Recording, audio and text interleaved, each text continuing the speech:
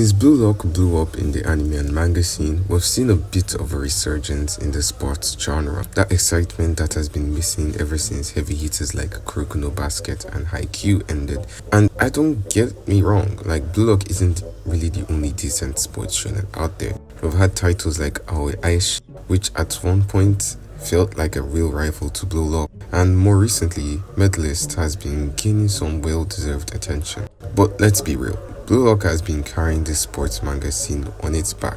That is until now, because quite recently, a new sports manga has been making some noise, and while it's not as big as the ones I've mentioned, I genuinely believe it has the potential to become something very special.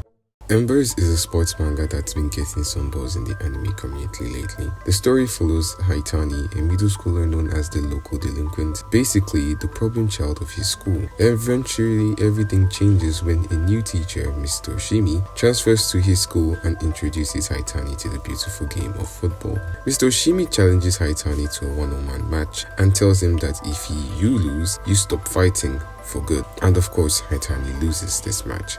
But Mr. Oshimi notices something in him, serious defensive potential. He tells Haitani that if he sticks with it, that's football, he could one day become the best in the world. And just like that, the story kicks off. And right from the start, there's a lot of Embers that's different from your typical sports manga.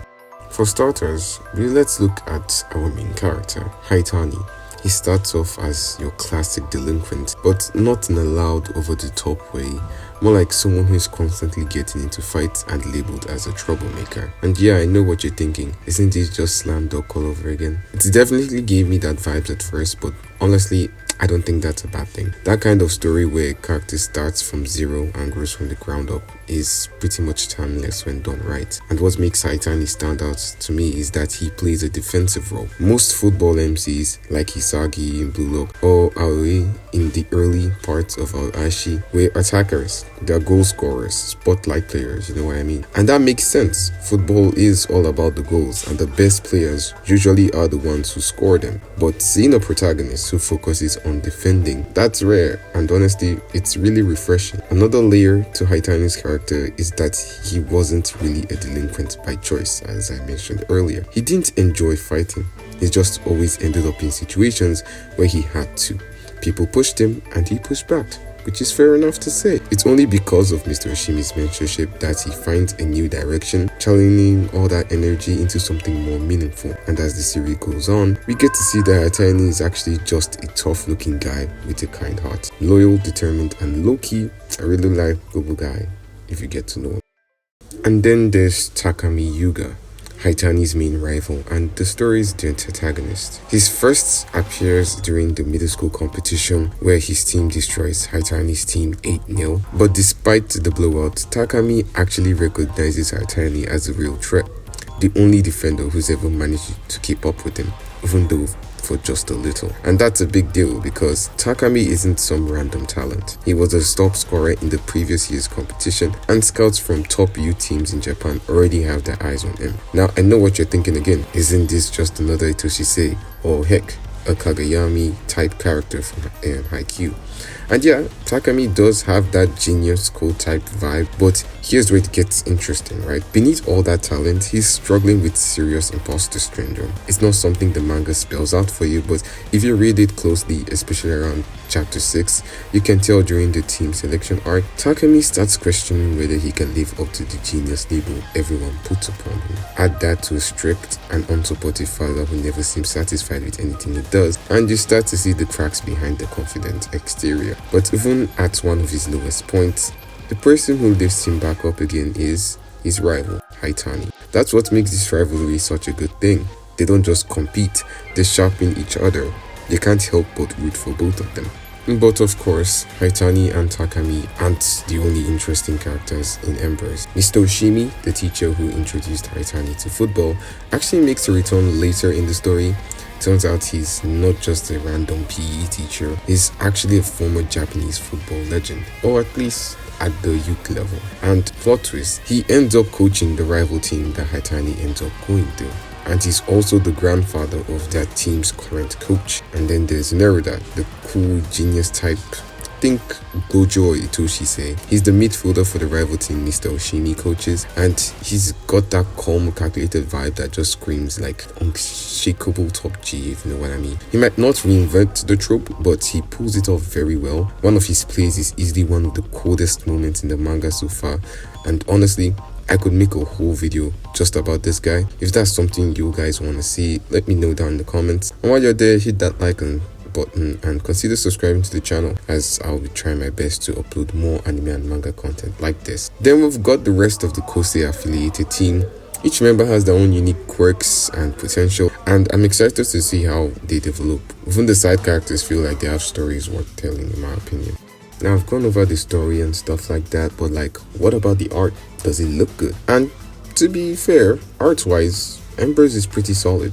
It's clean, the character designs are distinct, and the panel gets the job done, especially in the action scenes. I wouldn't say it's on Blue Lock level just yet, but that's totally fair in my opinion, because Embers is still new, and honestly, even Blue Lock didn't have its now iconic art style in its early chapters, so I've got high hopes that the art here will evolve as the story grows. Not to mention that I think I heard some news or something like that the artist for Embers actually worked under Blue Lock. I might be wrong, I don't know.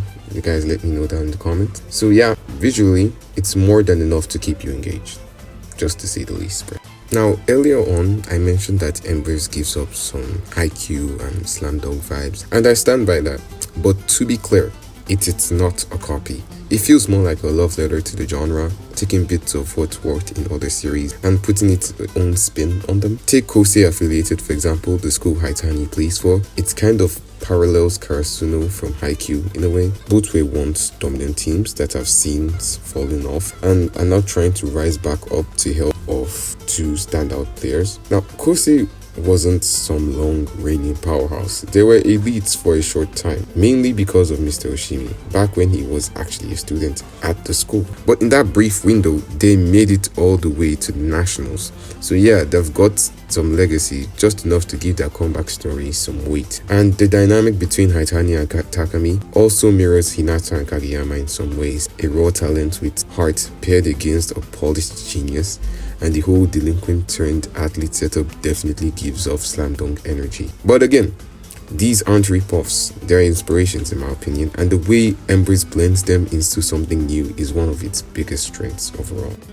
Alright, let's talk about one area that I believe Embers still needs a little work on, and that's pacing. Now, it's not that the story is too slow. If anything, it's moving a little too fast. We're only 13 chapters in, I think maybe 14 at the time of me posting or publishing this video, and we've already gone through 2 tournaments and a team selection arc. That's a lot of ground covered in such a short amount of time. To be fair, the story does a good job at skipping over unnecessary fluff. It doesn't waste time on minor moments that don't add anything, but even so, things feel a bit rushed at times, especially when you want more time to sit with the characters, the matches, and the development. That said, I get why the pacing is like this. It's a new series once again, trying to hook readers early. Fast pacing helps keep energy up, so yeah. But going forward, I hope the story slows down just enough to let key moments really hit. It's not a deal breaker by any means, but it's something to watch. So yeah, that's Embers, a gritty, fast-paced football manga with strong cast and a unique MC, a promised rivalry, and some real heart behind it. I've got to say, I'm genuinely excited about this series. It reminds me of how I felt when Kagurabachi first dropped, that feeling like you're witnessing the start of something could blow up. And the best part, it's still early, just 13 chapters in, so it's an easy binge. If you're into sports manga or just want something fresh to dive into, Embers is 100% worth checking out. And if you made it to this far into the video, first off, I want to thank you so much. Be sure to drop a like, leave a comment with your thoughts on Embers, and subscribe if you haven't already. I've got more anime and manga content coming your way, and I'll try my best to post more consistently. I know I've been a little off with the uploads recently. Off might be an understatement. But yeah, go give Embers a shot, and I'll catch you guys in the next one. Stay safe, stay blessed, and peace.